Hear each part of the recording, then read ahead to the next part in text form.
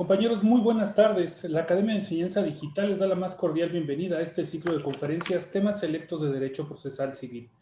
El día de hoy nos acompaña la juez 43 civil de proceso oral, la licenciada Laura Elena Rosales Rosales.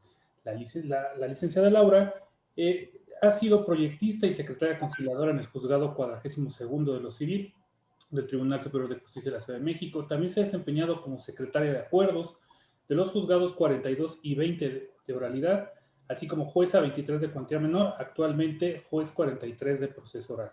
En cuanto a sus estudios, cuenta con la especialidad de Derecho de Amparo, especialidad de Juicios Orales, tiene una maestría en proceso oral civil y cursó estudios de doctorado por la Universidad Panamericana. Pues sin más preámbulo, le cedemos el uso de la voz a su señoría para que nos hable sobre las pruebas procesales, confesional y testimonial. Adelante, su señoría, por favor. Muchísimas gracias. Es un honor para mí tener la oportunidad de participar en este ciclo de transmisiones virtuales sobre temas selectos de Derecho Procesal Civil. Y bueno, pues a mí me encomendaron la participación en relación con la prueba testimonial y la prueba confesional. Para explicar el desahogo de estas pruebas o la forma en la que se desarrollan, iré por todas las etapas que conllevan las pruebas en general, que son 4, que es ofrecimiento de pruebas, la admisión, la preparación y su desahogo. Por cuanto hace al ofrecimiento, que es la primera fase que reviste el desahogo de una prueba, tenemos que el Código de Procedimientos Civiles de esta Ciudad de México y el Código de Comercio prevén ese ofrecimiento, preparación y desahogo en forma idéntica. Las reglas generales para el ofrecimiento de estas pruebas son que se tiene que ofrecer por escrito, esto es, estas pruebas testimonial y confesional se ofrecen dentro de la etapa postulatoria, es decir, dentro de los escritos de demanda, de contestación, de desahogo de vista, de las excepciones y defensas que se oponen, incluso en la reconvención, en la contestación a la reconvención y en el desahogo de vistas, en el desahogo de la vista de las excepciones y defensas en la reconvención. Para ofrecerla, el oferente tiene que manifestar el hecho o hechos que se tratan de demostrar con estas pruebas, así como las razones por las que considera que con estas pruebas va a acreditar sus afirmaciones. Estas pruebas no deben de ser contrarias a la moral ni al derecho y además deben estar ofrecidas justamente en estos escritos porque no podrán ser admitidas si se ofrecen de manera extemporánea, salvo lo concerniente a las pruebas supervenientes. Sus requisitos de ofrecimiento ya en forma concreta por cuanto hacia la confesional, bastará con que el que la ofrezca pida que se cite a la contraria para que declare en relación con el interrogatorio que se le va a formular.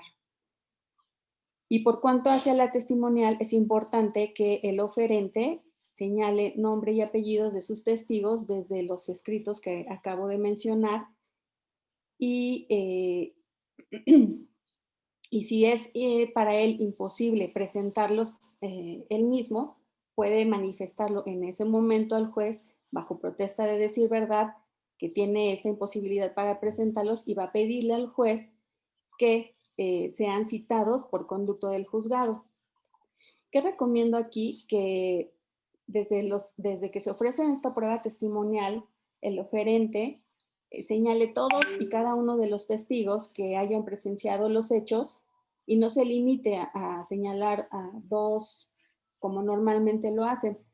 ¿Por qué? Porque si en una etapa procesal más adelante tiene imposibilidad para que ese testigo o esos testigos, uno de los 2 o ambos, no puedan asistir a la audiencia, tenga la posibilidad de sustituirlos. Entonces, por eso yo sugiero que desde estos escritos manifieste todos los testigos que hayan presenciado los hechos.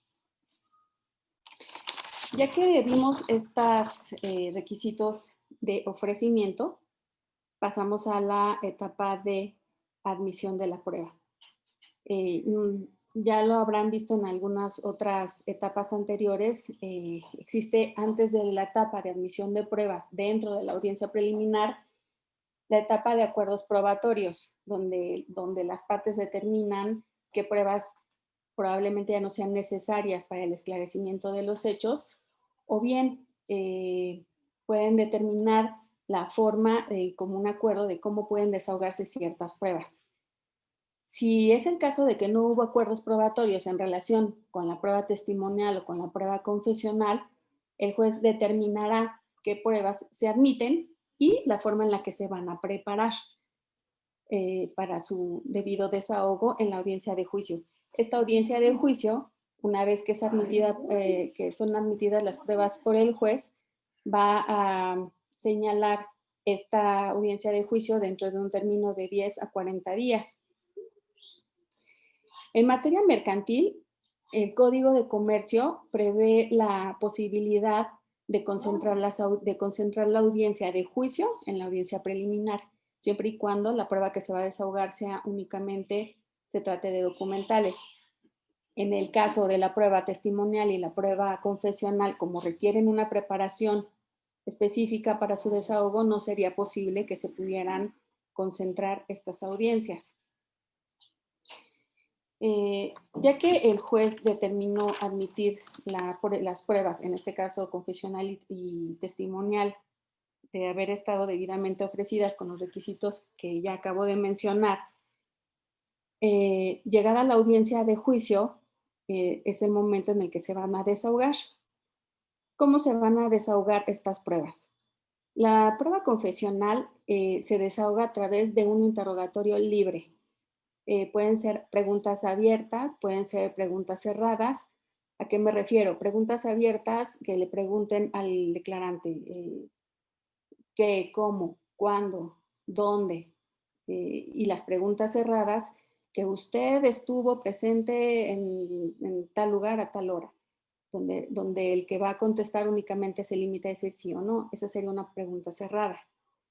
¿Cuál es la limitante de este interrogatorio libre? Es que se trate de hechos propios del que está declarando y que sean objeto de debate. Se pueden hacer ciertas preguntas que sean introductorias para llegar al hecho que el oferente quiere probar, pero siempre tendientes a que sean hechos propios del declarante y que sean objeto de debate. Esta es una gran ventaja que tiene el proceso oral sobre el proceso escrito, porque como sabemos, la prueba confesional en el proceso escrito tiene muchas más limitantes al momento de formular las posiciones, que así se llaman en el proceso escrito, porque, porque las limita a que sean forzosamente preguntas cerradas, que estén planteadas en términos claros, que no contengan más de un hecho, que sean propios del absolvente, que no sean insidiosas, que no estén formuladas en sentido negativo. Y solamente bajo estos requisitos se pueden hacer las preguntas. Y en ese tipo de prueba, si el que va a absolver las posiciones no se presenta a la audiencia, se le tiene por confeso de esas posiciones que previamente el juez calificará o no de legales. Por eso es mayor ventaja en el proceso civil oral o mercantil oral, porque es un interrogatorio libre, donde se pueden mezclar ambos tipos de preguntas, abiertas o cerradas. El juez es el que califica las preguntas que hacen las partes y el declarante solamente las contestará si el juez las califica de legales. ¿Cómo se hace esa calificación? Bueno, pues ya cada juez dará las indicaciones en el momento de la audiencia de cómo va a ser esa calificación de legales de las preguntas. No sé, a lo mejor les va a decir pues que pueden hacer las preguntas libremente y que solamente que él lo impida, no conteste la parte que va a declarar y con ello implícitamente estará calificando de legal la pregunta. Esto para que tenga una mejor fluidez la audiencia, pero ya cada juez determinará o dará la directriz de cómo va a ser esa calificación de las preguntas en el interrogatorio. En esta etapa de desahogo de la prueba confesional, la parte contraria al oferente puede objetar las preguntas. y dará las razones por las cuales esa pregunta no debe calificarse de legales. Con esa manifestación, el juez le va a dar vista al aferente de la prueba para que manifieste lo que a su derecho convenga, y una vez que esto se hace, el juez resuelve si es procedente o no esa objeción. Si es procedente la objeción, le pedirá que cambie la pregunta o que la formule de otra manera, y si declara infundada la objeción, tendrá que contestar a la pregunta el declarante.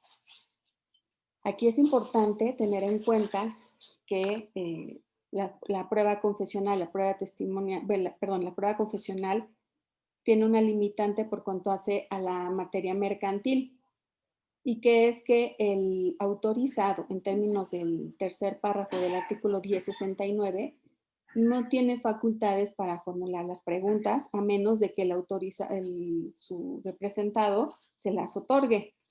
Pero esto tendría que hacerse previo a que formule las preguntas. Entonces, si no va a ir quien va a contestar va a formular las preguntas, si no va a la parte en sentido material y no está autorizado con esas facultades el que va a formular las preguntas, pues no las va a poder formular. Tiene que estar previamente autorizado para ello.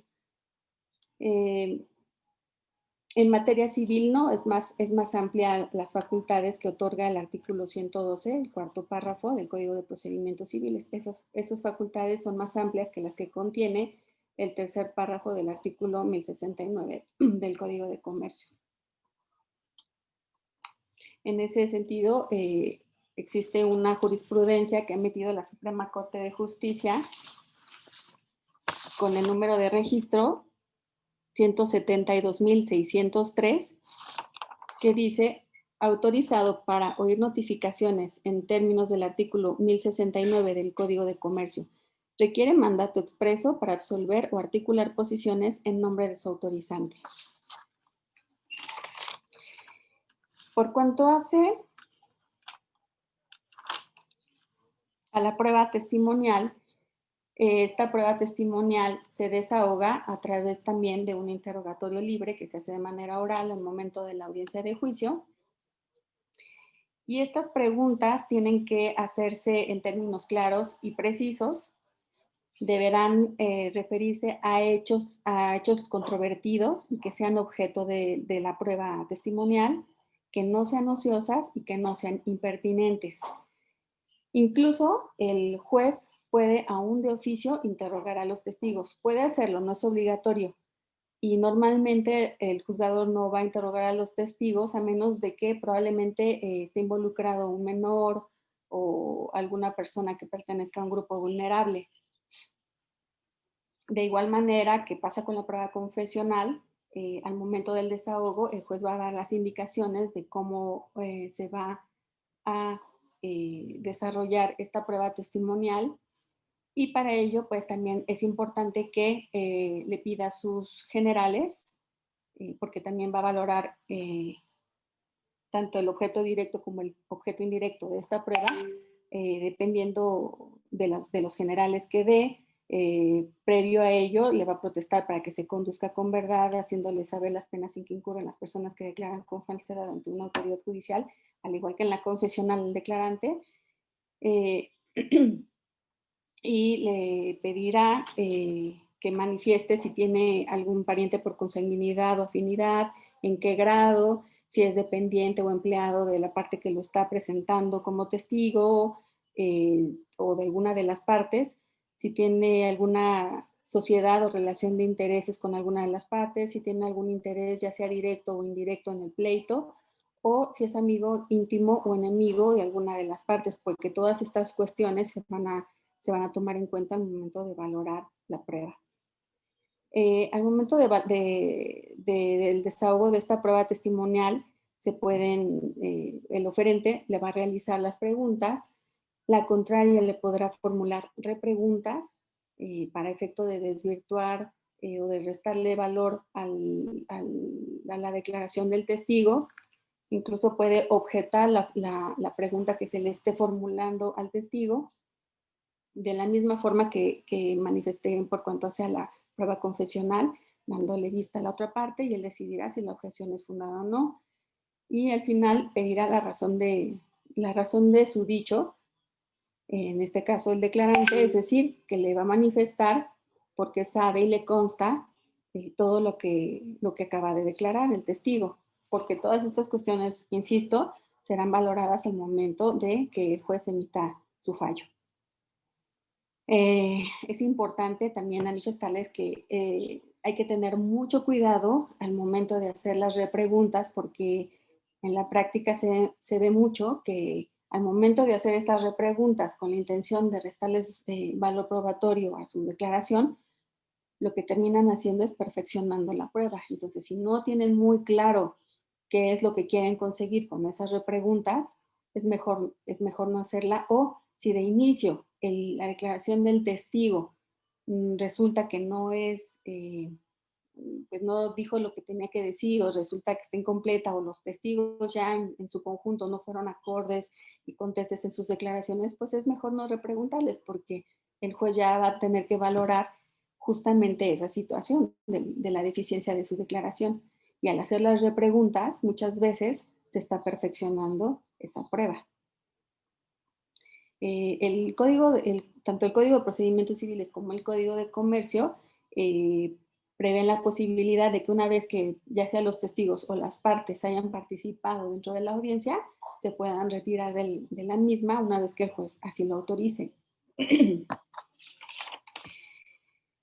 Por último, y por cuanto hace a la valoración de las pruebas, bueno, pues ya el juez, una vez que pasaron estas pruebas por todas sus etapas de ofrecimiento, de admisión, de preparación y de desahogo, el juez ya al momento de emitir su sentencia valorará la forma en la que se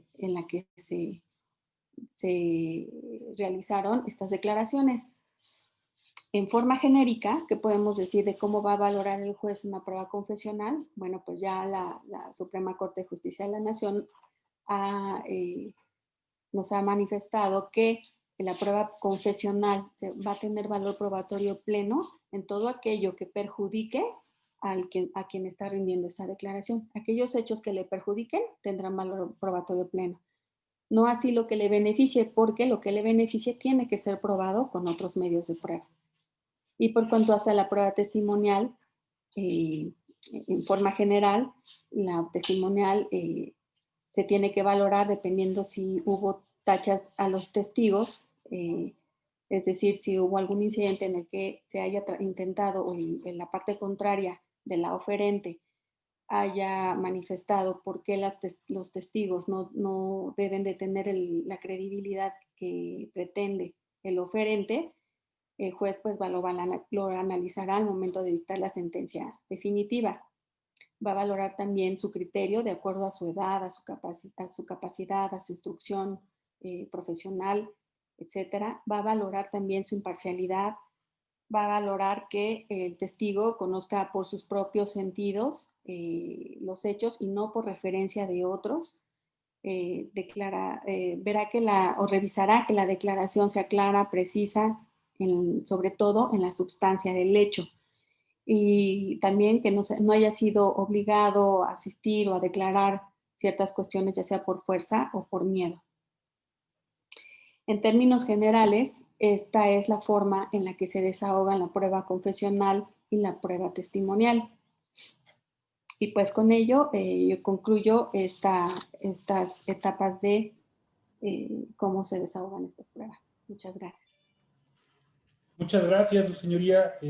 La verdad, la forma tan didáctica de llevar el tema, de llevarnos por lo que es el ofrecimiento, la admisión, la preparación y el desahogo, y sobre todo aquellas cuestiones que se deben de tomar en consideración para lograr un correcto desahogo de las mismas, seguro serán de mucha utilidad para nuestros alumnos, para la gente interesada en el tema.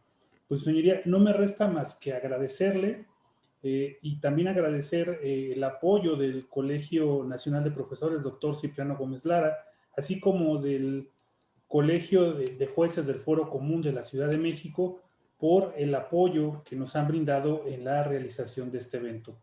Le reitero mi agradecimiento y también a ustedes por seguir este evento. Muchas gracias y muy buena tarde. Al contrario, muchas gracias. Buenas tardes.